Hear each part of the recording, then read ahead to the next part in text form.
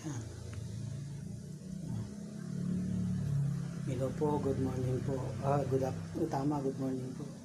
Ito po yung kamay na affected side ni ate. Yan po, wala po siyang lakas, stroke po siya. For 3 years. Ayan po, nakita niyo po sa video yung kamay niya.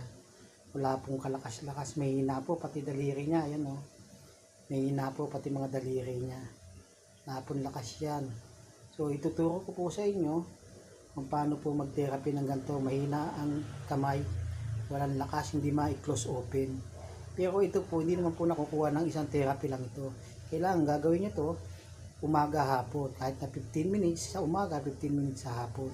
Ito po yung magiging exercise nyo. Ganito po ang pagtamang pag-therapy dito. Sa mahina po yung rest. Yan, malambot. Pati hindi na close open. Ganito po yung tamang pag-therapy. Tignan nyo lang po ito. Paano po pag video ko. Yan. Gurin nyo po dito. Pag ganyan, paikot 10 beses. Ganyan. Nahulog ang cellphone ko.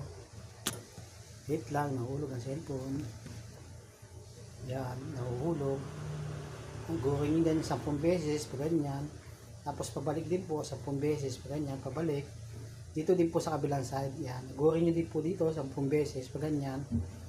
Yan, pag nahagod nyo po yung 10 beses pabalik, dito naman po pabalik ulit 10 beses, yan. Kung nahagod nyo na po yung 10 beses, ano, gurin nyo naman po pag ganyan. Yan. Kahit na 5 beses lang po dito. Yan.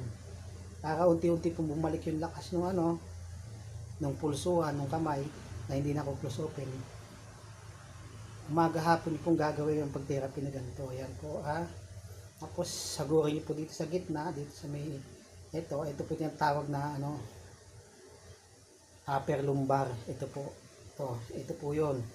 Ganito po paghagod, o ganyan, o yan, o, nakita niyo po ito, ibabaw, ganito po hagad, 10 beses, 1, 2, 3, 4, 5, 6, 7, 8, 9, 10, tapos pabalik din po 10 beses din, 1, 2, 3, 4, 5, 6, 7, 8, 9, 10, so nahagod yun na po yan ang ganyan.